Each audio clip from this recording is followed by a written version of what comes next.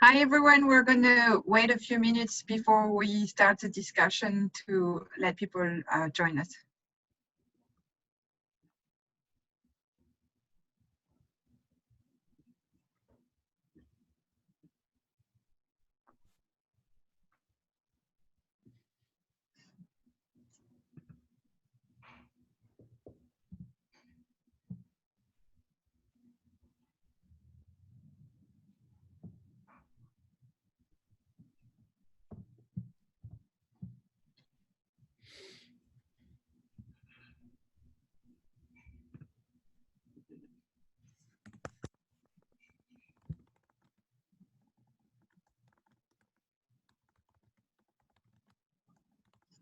Okay, so we're going to start this discussion today. I'm sure we will have some other guests joining us as we are starting to this discussion. So welcome to our last digital event of the year. For those who don't know me, I'm Emmeline Foster and I'm the Executive Director of the French American Foundation in the US.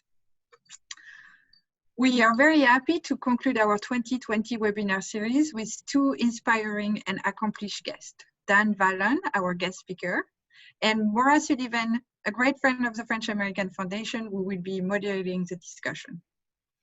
Maura, Dan, we are really grateful for your expertise and we look forward to having your perspective on the polarization we've seen spread across the United States during this election year. I will take the pleasure of introducing Maura Sullivan and then Maura will introduce Dan. Maura has been a very valuable member of our community since she became a young leader in 2016. Maura is a former US Marine Corps officer and Iraq veteran. Her leadership and service span the military, government, private, and nonprofit sectors. Just last month, Maura was a featured participant of our Young Leaders Cafe, held in honor of our community's veterans and active personnel. She did a wonderful job of highlighting how we can support those transitioning from military to civilian life through advancing dialogue and sharing experience. Maura currently serves as the CEO at the Warrior Scholar Project, a dynamic national nonprofit that empowers service members as they transition from military to higher education. Previously, Maura served in the Obama administration at the Pentagon as an assistant to Secretary of Defense and a special assistant to the Secretary of the Navy, where she was awarded the Distinguished Civilian Service Award. Prior to her service in Washington, Maura served as an executive at PepsiCo in New England. As a proud native of Portsmouth, New Hampshire, she was also a candidate for Congress in New Hampshire's 1st congressional district. Maura holds a BA from Northwestern University, an MBA from Harvard Business School, and an MPA from the Harvard Kennedy School. So thank you, Maura, for being with us today and for agreeing to be our moderator. Before I hand it over to you, I just want to say a quick note and thank the French American Foundation team, who organized 45 events this year. So this is our last event out of 45. And without whom this year would have been much more challenging. So I want to thank Elizabeth, Katie, Val, Fanny, and Natalie. Thank you so much for all your hard work. Maura, I hand it over to you. Terrific. Well, thank you so much, Emmeline, for the very, very warm introduction. And thank you all for making time to be here today. It's great to see some old friends, some fellow young leaders from my class, and just terrific friends of the foundation. It is great that we can all be gathered here today, particularly in this holiday season where, although it is a time where we're engaging a lot with family members and loved ones and friends in our community virtually, to take the time to be here with our French American Foundation community. I want to wish a very happy Hanukkah to all those who are celebrating today, and a Merry Christmas and happy holiday season to all. Before we get started, I also want to just echo the thanks and appreciation to the French-American Foundation team. You know, one of the first things that you learn as a United States Marine is the importance of doing what we call improvise, adapt, and overcome. Because, you know, no plan survives first contact with the enemy. And I think we can all look back at 2020 and say a lot of us have had to improvise, adapt, and overcome. And the French-American Foundation team has certainly done that and in an exceptional way. And I think all of you should be very proud of the 45 events that you've put on. And I know myself as a young leader and a number of my peers are incredibly grateful for your efforts and the importance of bringing together this community during these really, really challenging times. So thank you, Emmeline, and to your entire team. And my hat is off to you. You know, this discussion today, I'm so pleased to be able to be a part of it and was honored to be asked by the foundation and grateful to be here with my friend Dan. You know, it is so timely given, you know, certainly what occurred just yesterday with the certification of the Electoral College. And so without further ado, I want to just jump in and introduce Dan, who I am excited for those of you that have not had the chance to meet him to get to know a little bit better and become familiar with some of the work that he's doing. Dan's going to talk for a few minutes and share some of what he's been doing with More in Common and their national and international partners. Then we're going to open it up to a moderated discussion. And then probably the best part is we will then take questions from the audience. At that point in time, I'll sort of cue you to either use the raise your hand function within Zoom or to put your questions in chat when we are ready. And as I said, we'll try to save as much time as possible for that because that tends to be kind of the most fun part of these conversations. So with that, it is my honor and pleasure to introduce my friend, Dan Vallone, who is the United States Director for More in Common. More in Common is a research and civic nonprofit that works to counter the profound threats to democracy and pluralist societies from the forces of division and us versus them populism.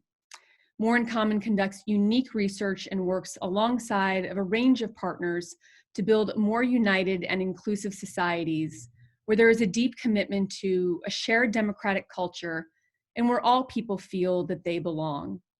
More in Common is an international organization with national teams in the United States, in France, in Germany, and the United Kingdom.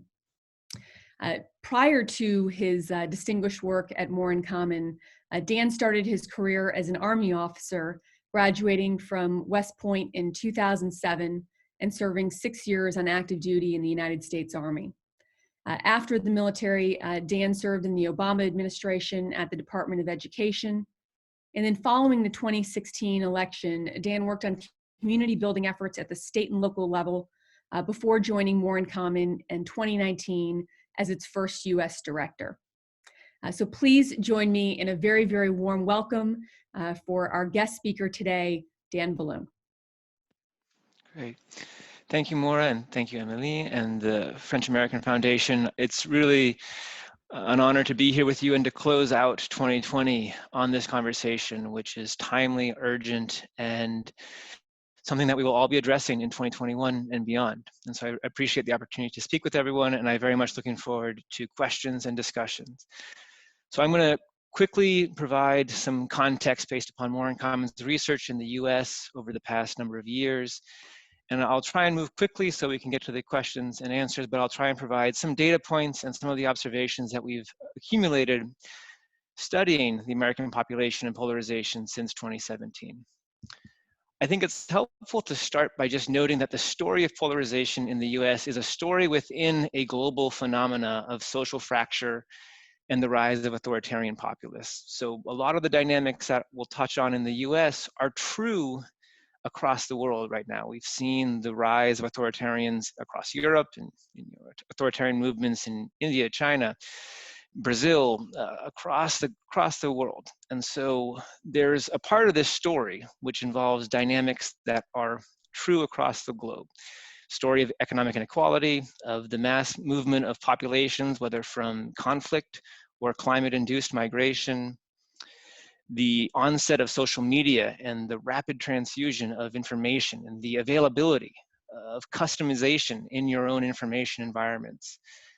And then of course the rise of populist messaging, so a globally connected movement that is focused on trying to exploit divisions and seek issues and moments of fracture.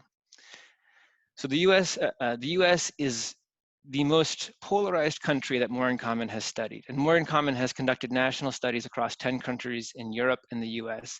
And in the US, we see the strongest, the starkest, the most visceral left-right divide in the political spectrum. And so it's worth trying to understand why is it so extreme in the US when, again, many of the same dynamics are at play in France and Germany and the UK and in a number of other countries where we see social fracturing evident, but not to the extent that is at the case in the US. And this really was magnified for us this summer when More in Common fielded a 7-country study looking to try and understand how was COVID-19 impacting perceptions of solidarity and division. Was it creating new vulnerabilities to authoritarian populist movements? Was it an opportunity for pro-democracy groups to try and reach new audiences? And when one of the questions we asked was, do you feel as though your country is more united or more divided since the onset of COVID-19 in March of 2020? 64% of Americans said the country felt more divided. That was the most extreme response in any of the countries we surveyed. Only 28% of the population in Germany said the country felt more divided. Only 29% of the people in France said the country felt more divided. Only 32% in the UK. The second worst country when it comes to division was Poland, where only 40% said the country was divided. So the US was the only country where a majority of people felt as if we had fractured since the onset of COVID-19. And that speaks to the extent to which distrust and animosity has so pervaded our politics in the US.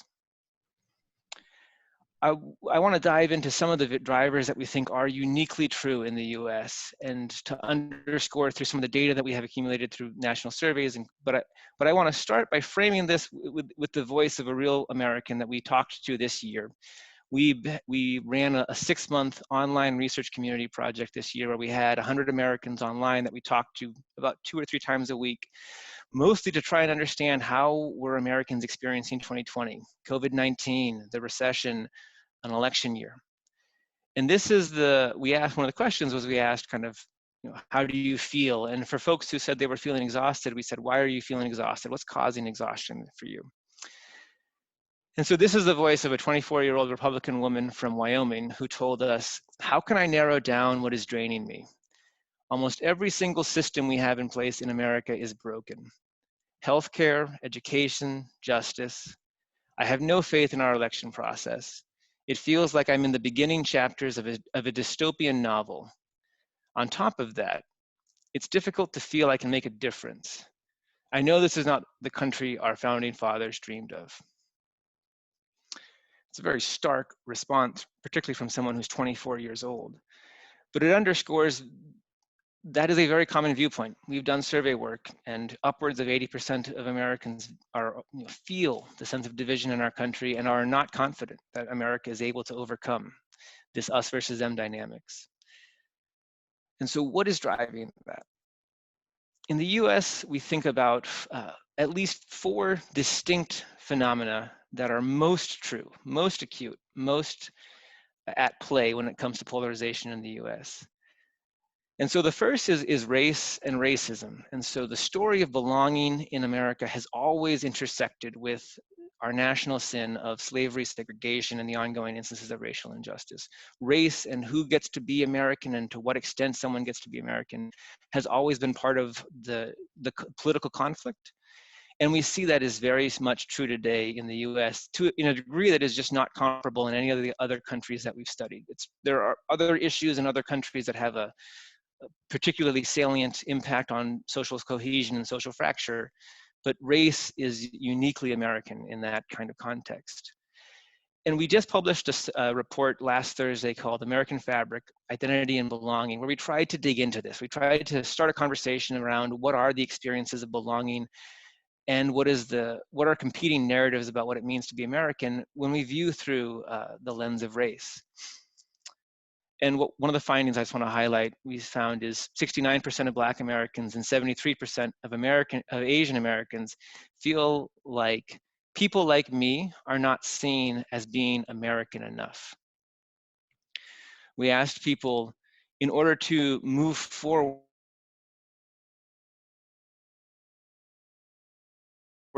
grow. And the country is split. If you looked, on average, 48% of Americans said, yes, we need to confront our history. 52% said, no, it's better to move forward and not reflect on the past, or not have the past be determinative of what we try and talk about in the future. But when we look at that response along racial lines, there's a stark discrepancy between the responses of white Americans and non-white Americans. There's also a stark ideological division. And so someone's response to that question, do we need to confront slavery, our history of slavery and segregation, tracks very closely to whether they vote for Donald Trump or whether they vote for Joe Biden. And it underscores the extent to which the political division that we see in this country is one that also maps very tightly along issues of race and belonging. The second dynamic that is most true, or more true in the US, and true to a stark degree, is the collapse in trust. And so Edelman publishes an annual barometer of trust. The Pew Research Center has been asking questions of trust roughly since 1958 when it comes to government, and Gallup has also been asking questions of trust since the 90s. And all three of them show a dramatic decline in trust across America. The top line figures that emerged first were like the collapse in trust in government. And so if you go back and you look in the 1950s, you have very high levels of trust that the US government will do what is best for the country. It's a very broad question, but it indicates people's levels of confidence, their level of faith in the federal government or government writ large. And it's just a steady line down since 1958 to where we are. There was a spike after 9/11 for a brief period in time when there was a kind of rally around the flag and people were much more confident that the country was going to come together and do what is right. But very quickly, within a year or two, you saw the same trend immediately downward. And so collapsing trust in government is also a phenomenon we've seen in other countries. It's most acute in the US. What is also true in the US to a degree that we don't find in most democracies is the collapse of social trust. And so America has some of the highest levels of distrust in each other. This is particularly true of young Americans. So millennials, Gen Z are much, much more likely, majorities of millennials and Gen Z say you can't be too careful in dealing with people, as opposed to most people can be trusted. So they are operating from an assumption that most people out there are not really trustworthy, or that they can't risk investing their trust in other Americans. And the reasons why that can be, I mean, there's a lot of legitimacy to someone who was born in the late 90s. The experience of the last 25 years has been one of significant dislocation, volatility, and failure in government in lots of axes. So it's not to say this is some sort of illogical collapse in trust, but when you get to a level of distrust that we have in the US, it feeds on itself, where we are unwilling to take a risk in trusting each other, and so it is safer, and thus there's an incentive to continue to distrust more other Americans. And where that is, again, came home for us this summer was we asked, in the 7-country survey we did, in the US, we asked about what information sources do you trust most on COVID-19? Your doctor, your family, scientists and health professionals, your doctor, your family, the news that you consume. So not the news in general, but the news that you respond and consume. And what we found was shocking in some ways, in an ideological sense. Among the most conservative Americans, the source of information on COVID-19 that was the most trusted is President Trump. Trusted more than doctors, more than their own doctors, more than family, and more than the news that they consume. And so it speaks to the extent to which we have lost any kind of common institution, trustworthy institution in the country. So we can find institutions that liberal Americans trust. The news media, some level of government. We can find individuals that conservative Americans trust. Again, President Trump. We could also list some other media personalities who consistently score high on conservative levels of trust. there's basically two institutions in the country that you will get confidence and trust levels from liberal and conservative Americans: Supreme Court and the military. In the Supreme Court, that data that we have is from pre-confirmation of Supreme Court Justice Barrett. And so I would suspect that trust and confidence in the Supreme Court has fractured a little bit more left and right. The third dimension in the US that is, again, most severe is the extent to which our media environment has fractured to a left and right basis, and then the extent to which social media has kind of inundated us with disinformation. And so there's just 2 points to share here. The first, in 2019, the New York Times used some of More in Common's data to show how on Twitter, the folks who share political content are much, much, much more likely to be politically extreme relative to the median American. And so the most outspoken group of liberal individuals on Twitter are actually outnumbered about 2 to 1 by more moderate centrist Democrats. So the average Democrat, if you were to look on Twitter, you would think the average Democrat is very progressive. Whereas if you were to go off of social media and ask people through surveys or kind of qualitative work, it's a much more moderate voice. And we saw that kind of play out in the Democratic primary in 2020. But at the same time, it speaks to the extent to which we misperceive one another. And More in Common did a study in 2019 called The Perception Gap, where we quantified this. And we found that the more politically active you are as an American, the more news information you consume, the more you exaggerate the extremity of your political opponent. So the more likely you're to think that all Republicans reject any kind of immigration. So that speaks to the extent to which collapse in trust and the fractured media feed on each other. And there's one final data point to drive home that we did in the survey this year, which is we found only 39% of Americans feel like liberal-leaning media sources, New York Times, Washington Post, CNN, tell the full story, and only 30% of Americans feel that conservative media outlets tell the full story. So again, local news is one of the few media outlets that occasionally will get more than a majority of Americans to say they trust in it, but local news has been disappearing over the last 2 decades. And so it underscores this fragmented media environment. And the last note I'll just make in terms of a particularly American driver here are structural considerations. And so this speaks to how America conducts elections. And so things like having non-competitive political congressional districts, where you don't need to worry about persuading people of the other ideological side because your biggest concern is getting primaried. So not having things like ranked choice voting more widespread, not having gerrymandered districts, those are structural factors that are particularly true in the US. We also have a significant concern around money in politics and how that forces members of Congress and other political leaders to continuously fundraise and how it shapes incentive structures. So there's a number of structural factors that I think are important. I want to mention them, put them on the table, and happy to talk about them. They're not determinative though, because as we've seen in other countries are experiencing social fracture that have multi-party systems that don't have these structural factors. And so we don't want to over-rely on just fixing some of the structural conditions. We really need to get at these underlying emotional and attitudinal dynamics of community belonging. And so I will close with some ideas on what we can do about this, but to just land on where the US is right now. What we have is a deeply and hyper-polarized political divide that is defined where we have segments on both the left and the right. This is more true on the right, statistically speaking, than on the left, but it's not exclusively a right phenomena, where they're defined by a mentality of you're either with us or against us. There's no space for anything beyond that. And that division is physical, it's visceral, and we found this in a survey we fielded right before the election, where we were concerned about election-related violence. And there has been instances of violence in the US, and so that's a real threat, it's a real concern.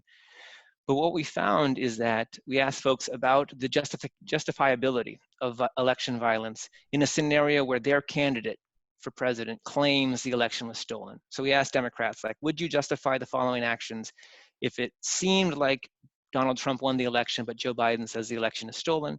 And we asked basically the same question of Republicans: would you justify the following actions if seems like Biden won, but Donald Trump says the election was stolen? One of the actions was physically attacking the other side. less than 5% of Americans justified physical violence. Less than 5%, it was 4% among Democrats, 3% among Republicans, but basically a trivial amount. Non-trivial, but not a huge amount. But what we asked is, what percent of the other side do you think would justify violence? 50%. So Democrats thought that 50% of Republicans would justify physical violence. Republicans thought that 50% of Democrats would justify physical violence. So it speaks to the extent, like in American politics, if you're politically active, the other side is not just your opponent, it is a physical threat to your well-being. And you see that playing out in the worst instances of polarization in the US. At the same time, that's by no means the whole story, because that maybe is 40% of the country who is defined by their political or ideological identity. We also have at least a third of the country who are very disengaged. In 2020, we still had about a third of the country who didn't vote. And so that story, that part of the population is deeply misunderstood and absent from some of these discussions of polarization, and yet is a significant feature. Having such a large disengaged segment allows more space for the most politically extreme groups to dominate the narrative. And so more needs to be done to unlock that politically disengaged segment. And that's what I would disclose with, like, what some of the things that we can do. And the first is to just highlight there's no silver bullet here. These dynamics have emerged over decades of time and will take long time to address. But things that we can do is we need to find, particularly true for political actors, but we need to find new ways to talk about belonging and national identity and identity more generally in ways that include more people. The narrative of a country needs to have a story where all people can see themselves a part of it. We need to promote more cross-cutting identities. And so let's get away from defining people by their political identity and find spaces where they can be. Maybe it's a city identity, maybe it's a faith identity, maybe it's a work identity, maybe it's a social identity, but it's an identity group which can welcome conservatives and liberals and independents, the full spectrum. We can adopt reforms to fix some of these structural issues that might then improve the overall discourse and nature of politics. We can make reform to our media environment and social media. And we can focus on trying to understand this disengaged segment and get them into the conversation in a healthier, more productive way. Because again, when the politically disengaged tend to mobilize, it tends to be, as things stand now, for extreme actors. Because they feel disengaged, they feel a deep sense of cynicism and skepticism, oftentimes justifiably so. And so we need to do a lot more to connect with them and build healthier bridges to engage the full American population in a healthier political conversation. And so with that, looking forward to talking more and happy to take questions. Terrific. Well, Dan, thank you. That was just a very thorough and comprehensive overview.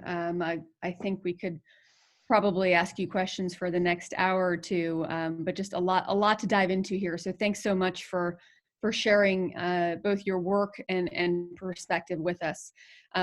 I want to start from something you mentioned, kind of toward the end about, it's going to take years for us to come out of this. And you also mentioned it took years for us to get here. When you think of the United States government, in particular, let's take the United States Senate, which has been known as the world's great deliberative body. I think few people would, sort of ascribe that description to it at this moment in time.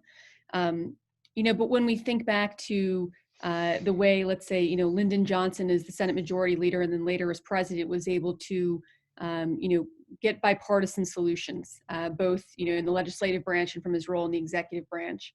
When you think of the role that, Senator Howard Baker and others played, during the Watergate scandal, where, you saw members of both parties, truly putting the country first. When you think about, even as recently as, 25 years ago, where, sort of the United States Senate and our Congress did function more that way. Could you just, share with us your perspective on, how have we fallen so far? And again, maybe a couple of the key things specifically related to the Congress that we can do to start to make our way back, or at least make our way back to a new and sustainable normal. Yeah, no, appreciate the question. And these are, again, what we are seeing play out now are the results of many of these long-term trends. I think there are a few things worth noting in the US case, and particularly as pertains to Congress.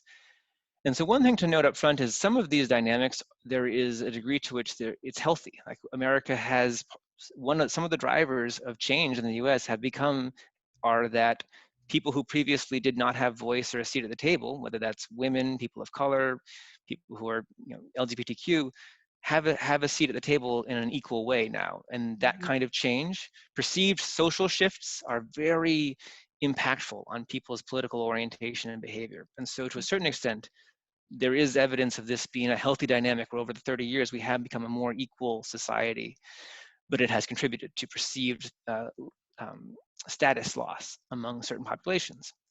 So that's a healthy dynamic, but one that we still have to actually address. What has become unhealthy is, and this started, I think, probably even earlier back in the 60s, in America, political ideology has increasingly become stacked. So where you live geographically, both states and then also urban, rural, or suburban, has stacked in terms of you're much more likely to be conservative if you live in a rural area, and you're much more likely to be conservative if you live in one of these 30 states. Education levels have also stacked. And so as a result, over the last 30 years, you've seen congressional districts become much more ideologically homogenous. And that's both a function of this kind of sorting geographically, educationally, and rural, urban, and suburban.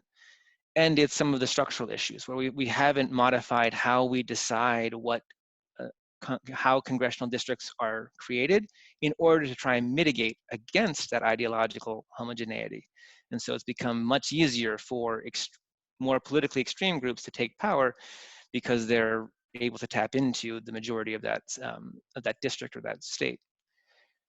I think the other thing that is worth highlighting, it speaks to like what we should do going forward, is in many instances, and this is true in the US and true in Europe, definitely, is that divisive actors were first movers.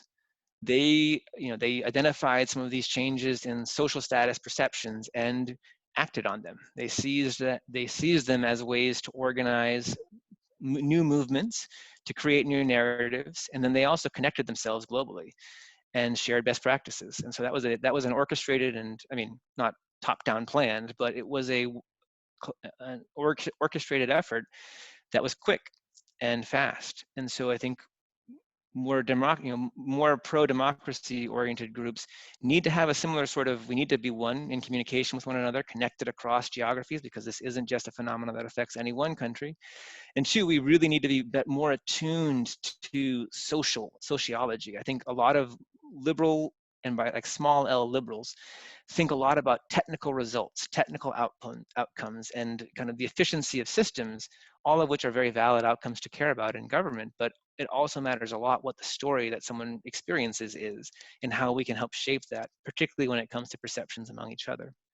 In that first mover effect, which we saw in the US with Newt Gingrich in the 1990s, and like really harnessing a divisive agenda to exploit divisions as a way of seizing political power, that contributed because it then became much harder increasingly for in-group moderates to gain power within, in this case, the conservative side.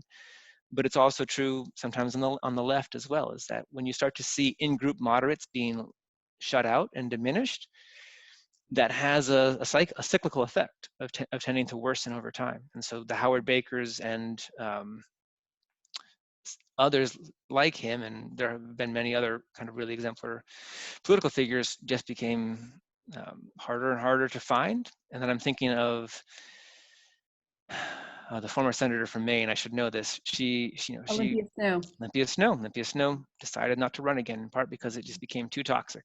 Yeah, that's a great example. And since actually she stepped out of office, has been involved with the Bipartisan Policy Center, along with two former Senate Majority Leaders, in order to try to have some influence in the discussion of how we come up with more bipartisan solutions, which I think, as you mentioned, were more commonplace sort of during their tenure. Before we move on from the Congress and government specifically, I just want to touch on something you mentioned about you specifically noted Newt Gingrich and exploiting divisions as a way of gaining political power. Can you just share with the group, and particularly to those who are maybe less familiar with sort of the tactics of American politics, why ranked choice voting in primaries is so important, and how that has to do with or how that influences getting to potentially less extreme candidates, particularly in more kind of close districts, so like an R+1 or 2 or a D+1 or 2 district, and then maybe share with us your perspective on the redistricting that's going to be coming up with the census for the next 10 years. Obviously, state legislatures, in absence of independent redistricting commissions, will control that. A lot of those will be Republican driven.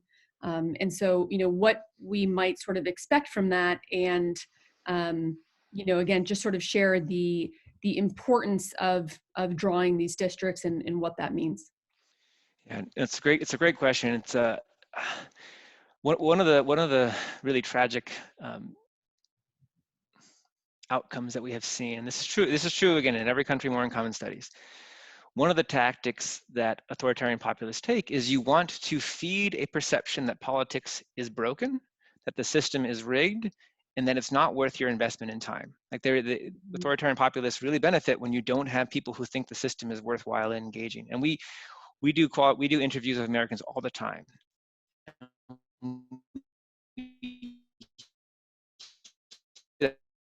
Like the same, like they promise X and they never deliver. And so some of that might be a very logical assessment of reality. Some of that is also a narrative that benefits extremist movements, because then when you don't have most people participating, it's more space for more extreme, more divisive actors.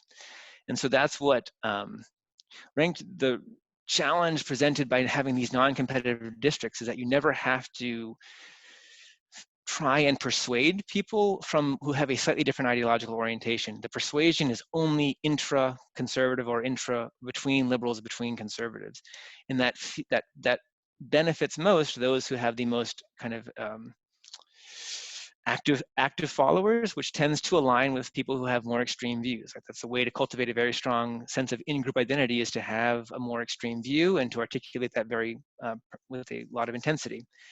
What that does, though, is when someone who's less politically engaged looks out and sees these very extreme candidates winning in politics, that's their perception of politics. And so they're less and less inclined to think the system is worthwhile of engaging in. Ranked choice voting, where voters get to rank the candidates, and where if someone doesn't get above 50% of the votes, there's then a process of allocating additional votes. So there's an incentive created to appeal to the broadest possible base, because you might need, if you're a Republican running for office, you might need Democrats to vote for you in order to win. And so ranked choice voting has a lot of power, both because it explicitly rewards individuals who are at least trying to persuade people of a different ideological orientation. It also has a positive impact because then it will change people's perceptions of politics. If they see more individuals who are prone to compromise, who are prone to trying to work together, that changes the narrative that people have of politics. And so that's why it would be great to see ranked choice voting more common in more states, in more political elections. The redistricting effort is also going to have a profound impact for the very same reason. This perception that when the districts get locked in for 10 years on the basis of the decennial census chosen by political actors, again, it reinforces a narrative that the system just isn't worth engaging. And so it disincentivizes, in particular the young, from actually participating in politics, which leaves the field to folks who have a more extreme and more kind of divisive political orientation. Thank you for sharing that. I want to circle back to something you said kind of near the top of your remarks, which really kind of jumped out to me, and I think we'd be remiss sort of not to touch on, which, you spoke of our national sin of racism and injustice. In the statistic of 69% of Black Americans and 73% of Asian Americans, don't feel like they are fully kind of embraced as American, is certainly, I think, to a country that prides itself on diversity and being a country of immigrants is certainly an alarming and eye-opening statistic, and should be sort of to anyone. And then you kind of went on to share about the question of does the country need to confront our history of slavery and Jim Crow and a pretty even divide there and 50-50. So let's take a minute or two and talk a little bit more about that. Can you give us a sense from the work that you've done as to, if we did, say, let's confront this history and of slavery and Jim Crow, what tactically would that look like?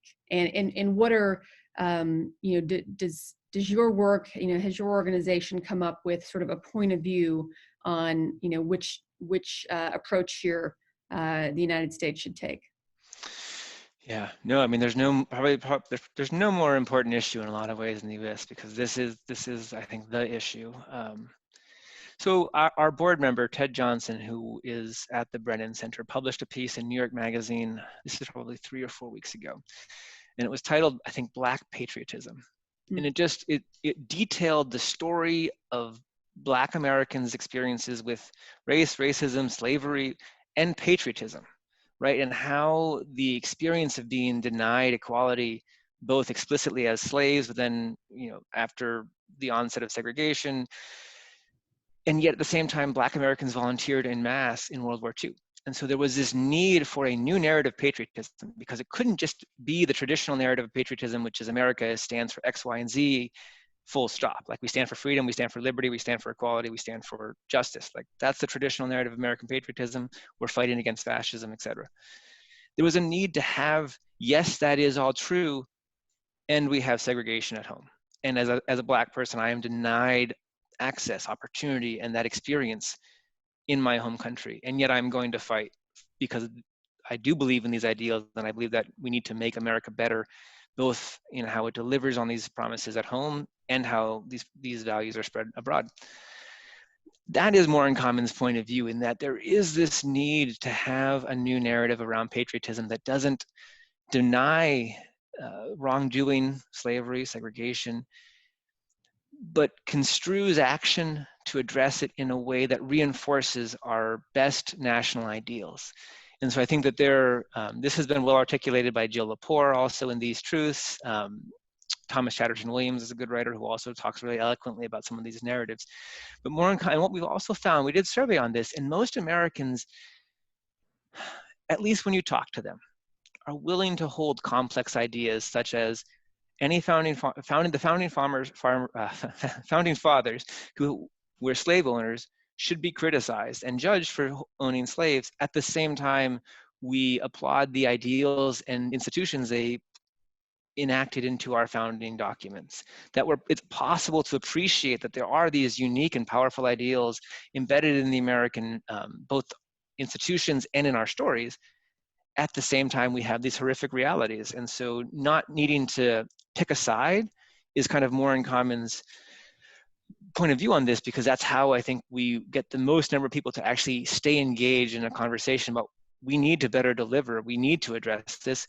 And the current experiences of Black Americans, but also kind of many non-white Americans, didn't just start today. They are, right? This is a history affecting our current experiences. But it is that need for a new narrative of patriotism that can still uphold our commitment to aspirations and ideals that are uniquely American, while we also acknowledge and confront where we have deeply failed. Thank you for that. I want to take a moment now and just open this up, open up the discussion to the group. If folks could raise their hand via the Zoom feature, and or put your questions in chat, we will go ahead and facilitate a broader discussion. Would anyone like to start out?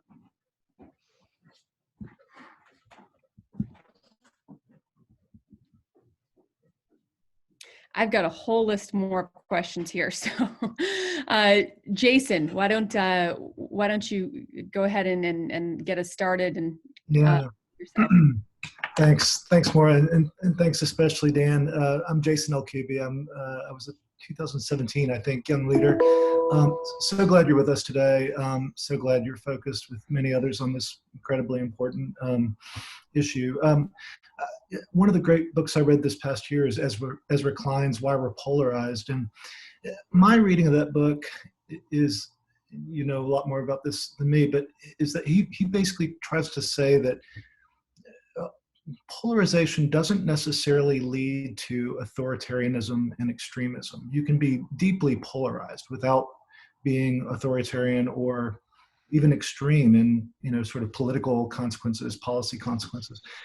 Some of your comments made me think that you think otherwise. So I just wanted to, you know, push that concept a bit further. It's a great question, and I really appreciate that. And Ezra's book, I think, is a great compendium of some of the best academic literature studying polarization in the U.S. And so I would recommend it to anybody Ezra, interestingly, doesn't look abroad, which is, I think, interesting. But in terms of American studies, it is probably one of the best compilations. So I think it's true that polarization, kind of technically understood as just variation on a spectrum, certainly can exist without extremism and without authoritarianism. Like, you can have significant differences of opinion on policy. Like, in some ways, that's healthy.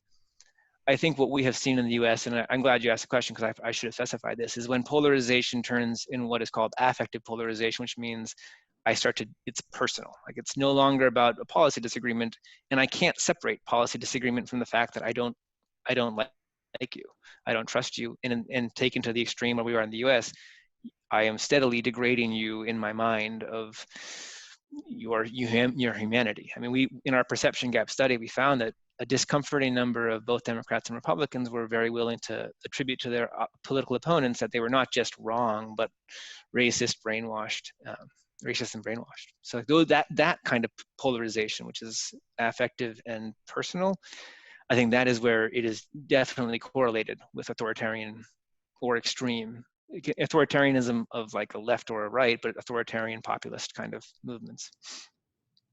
Great. Dan, thank you.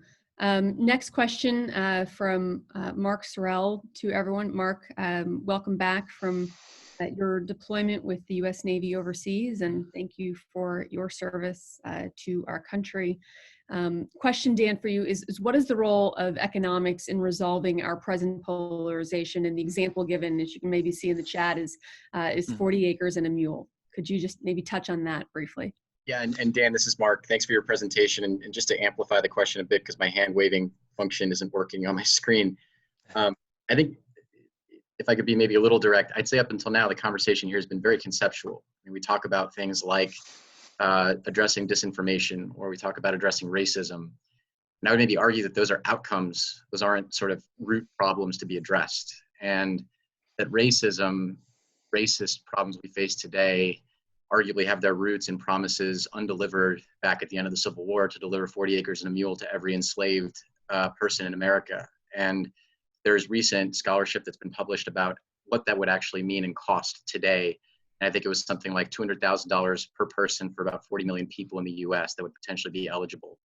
And on the other part about polarization and disinformation and distrust, you could arguably say that a lot of the roots of that have to do with economic, demographic, and technological change, where people are being left behind. I had a conversation while I was deployed with a Marine Corps enlisted who lived in Southern Illinois and talked about how he voted for Trump in 2016 and 2020. And the reasons that he did that partly had to do with national security, but also economics, and the fact that the example he used was Granite City Steel, a manufacturer where he lived, that under Obama was only able to operate at half capacity because of the transition to a new fuel mix that was required. But under Trump was able to operate at full capacity and give everybody jobs. And that regardless of what you think about future priorities, being able to deliver jobs today matters. And today we have over 9 million people that are unemployed, right? So there's an argument to make that if you could address unemployment, compassionately deal with transitions that disrupt people and give them jobs and income that sustain them during that transition, and address longstanding economic injustice, that you might solve the polarization problems of today, instead of focusing on conceptual things around inclusion or new narratives. I'm curious how you think about that and incorporate it in your work. Yeah, no, I appreciate the question. And so there's no doubt, I think, that economics plays, there's no doubt that economics plays a role here. Economic inequality is absolutely a driver. It's difficult because if you look at the individual level, it's hard to disentangle. Like, individuals don't necessarily discretely assign percentages of what caused to how they're feeling. Like, it's hard to discern what is a consequence of their economic insecurity or the loss of job. What we do know is that social stature is in some ways, sometimes, some studies have shown this, it's not conclusive, but perceptions regarding social status and relative gain and benefit are much more powerful than absolute improvements or so giving somebody a job is powerful, and certainly we need to address unemployment in the US and globally, but it might not be as powerful as if that person suddenly perceives their gain to be better than another group. And even if they provide a job, if they perceive that some other group is still benefiting more, it's not clear to us that actually the effect of the employment alone would neutralize or reduce the vulnerabilities to us versus them dynamics. And so that's why I agree that we don't want to spend our time too much in conceptual space entirely, but understanding narrative and understanding how people see themselves positioned on relative gain, relative loss is hugely important. And it's also true that if we were to look at the most politically extreme segments of our country are the best educated and highest income earning. And so, yes, there is definitely this populist kind of segment of the population, which has as its membership folks who are lower income, more economically vulnerable, et cetera. They're not the ones driving the political end of the movement. Those drivers, the leadership is almost always well-educated and high income earning. So there's part of this story that we have to also address that is not rooted in any kind of real economic vulnerabilities, but very deeply rooted in perceived loss, perceived threat to an in-group identity that an individual prioritizes. Thank you. Emmanuel, I saw you had your hand raised earlier. Would you like to jump in? Sure, it's not visible to me for some reason, but I'm happy. Yeah, no, thank you very much. Really interesting and obviously a reality to live with. I have a question which follows up on something that Maura said earlier about the kind of founding myth and the role that this has both to protect or to accentuate the problem. It always struck me as a dual French and American citizen and dual cultured person that the US seems to have a much more powerful unifying narrative.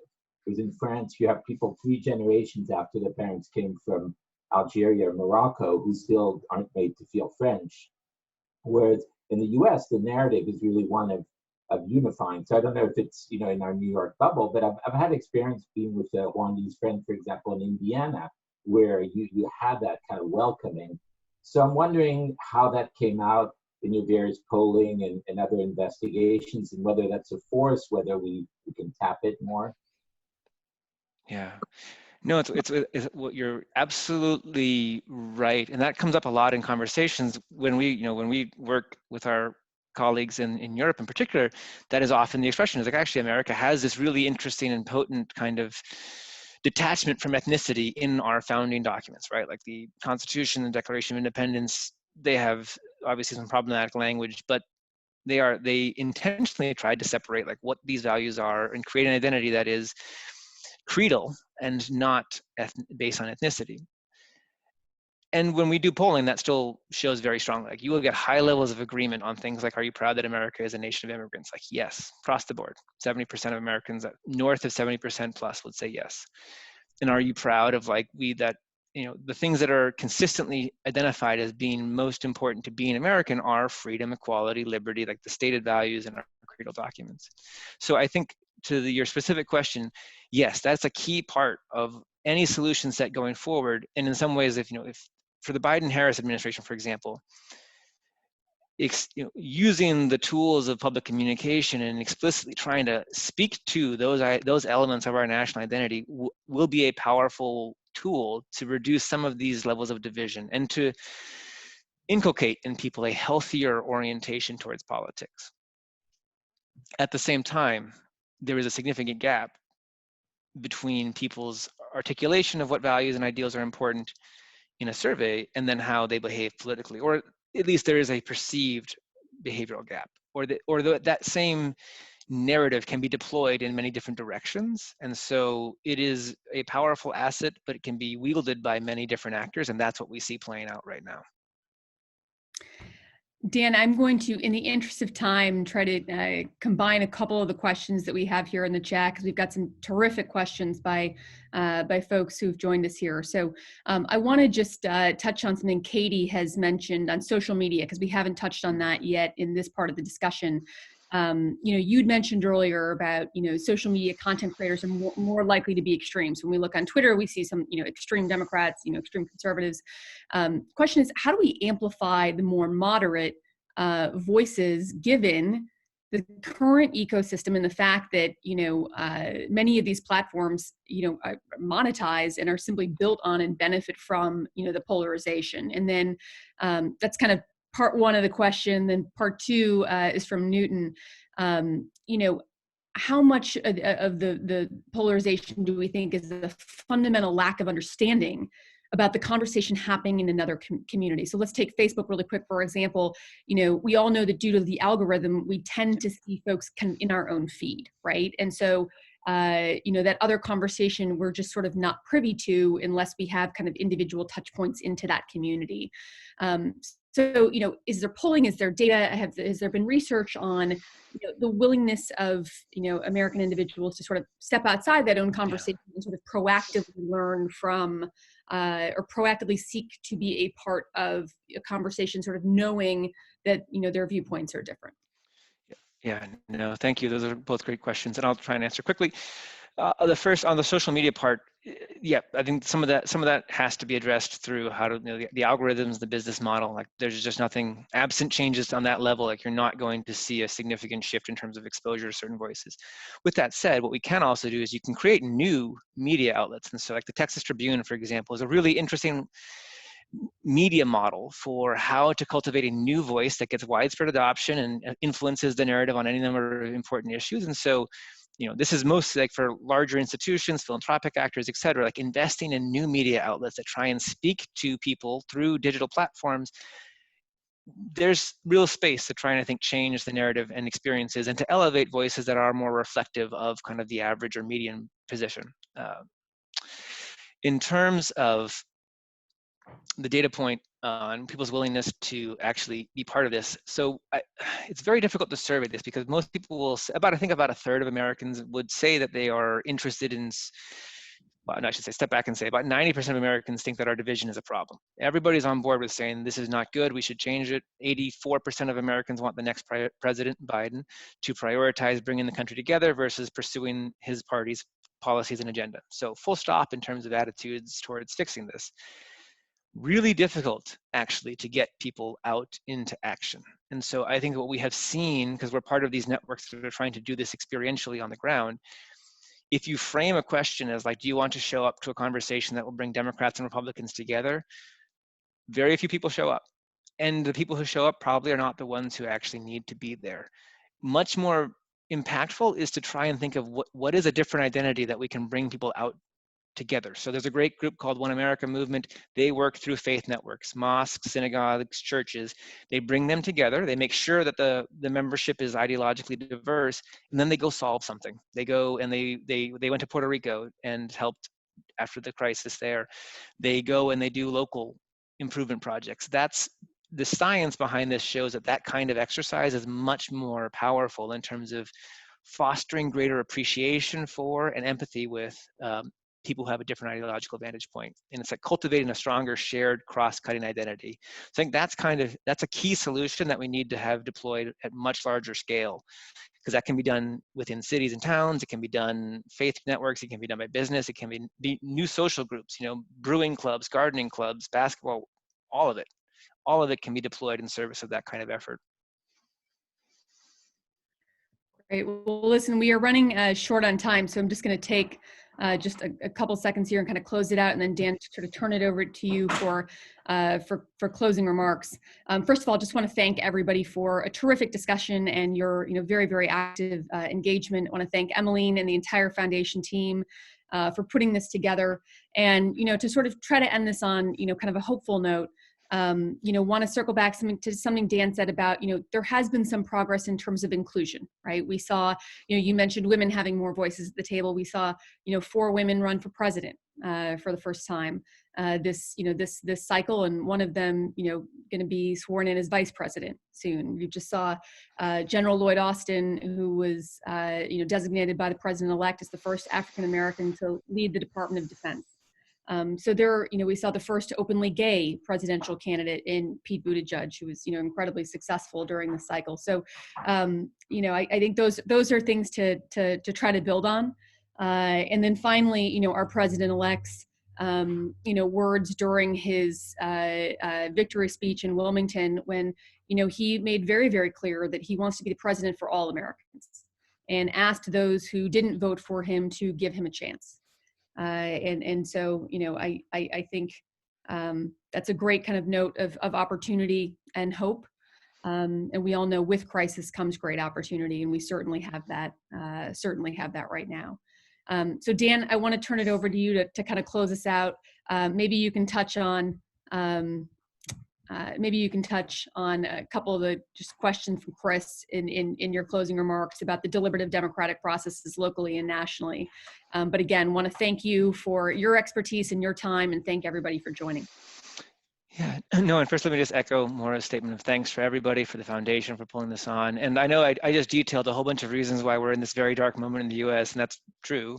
But I'm a net optimist about where things are going to go. And I think that all of the cycles that I just described that have reinforced this negative and phenomena and this worsening of polarization, the inverse works as well. Once you start getting a positive cycle going, it reinforces itself across all domains. And so we're not yet there in the positive moment, but you can see it. You can see it. You can almost start to taste it. And so I believe it's going to happen, and will continue to bring us to what Robert Putnam calls the upswing, right?